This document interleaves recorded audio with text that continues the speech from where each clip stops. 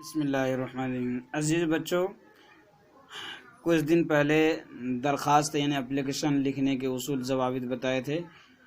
آج کے چیپٹر میں خطوط لکھنے کے چند اصول ضوابط، لیٹر لکھنے کے چند اصول ضوابط ہیں، اسے یاد رکھیں اور اس میں جو ہے یاد لکھے بھی ایک پیج اور یاد بھی کریں اور پریکٹس بھی کریں ایک ایک دن حساب سے۔ ابھی میں اصول ضوابط لکھ کر کے پھر ایک خط آپ کے سامنے پیش کر رہا ہوں۔ خطوط لکھنے کے چند اصول و ضوابط۔ نمبر 1، خط کے شروع میں خط لکھنے والے کا اپنا مکمل پتہ اور تاریخ لکھیے۔ نئی سطر سے مخاطب کے الفاظ، مخاطب کے القاب، یہاں مخاطب کہتے ہیں سامنے والے کو، مخاطب خود بولنے والا، تو یہاں پر مخاطب پڑھیں گے کیونکہ ہم دوسری طرف بول رہے ہیں۔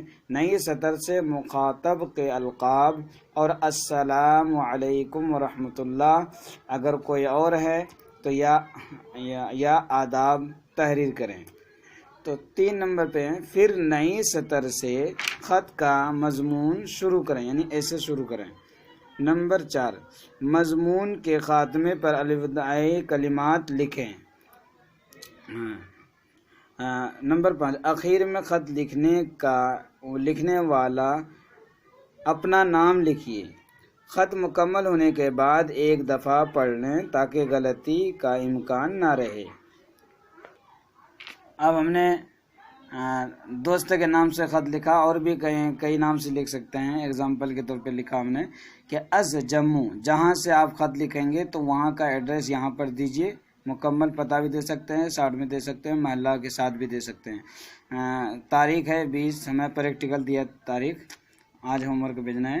میرے پیارے رفیق یعنی دوست محمد خالد صاحب، اگر عالم ہے تو زید مزدکم دامت برکاتہم وغیرہ لگا دیں۔ السلام علیکم ورحمۃ اللہ، اگر ہمارے بھائی کوئی اور دوست ہے غیر مسلم ہے تو وہاں پر آداب یا کچھ اور لکھیں۔ میں اللہ کے فضل و کرم سے ٹھیک ہی ہوں اور امید کرتا ہوں کہ آپ بھی ٹھیک ہی ہوں گے۔ مزید عرض ہے کہ اس وقت میرے اسکول میں امتحان چل رہا ہے، آپ دعا کریں کہ میں اللہ کے فضل و کرم سے پاس ہو کر اگلی جماعت میں داخل ہو جاؤں۔ اس کے بیچ میں اور بھی 1-2 لائن بڑھا سکتے ہیں اپنی طرف سے۔ باقی اخیر میں دعائیں کہ اللہ سب کو سلامت رکھے، آمین۔ اور کسی بھی سلام بھیجنا ہو تو یہاں پر بھیج دیں۔ آپ کا پیارا دوست سیف علی دہلی، یعنی جماعت پنجم یا کوئی اور جماعت لکھیں، اسکول کا نام لکھیں، فون نمبر لکھیں، بس۔ شکریہ بچوں، تھینک یو۔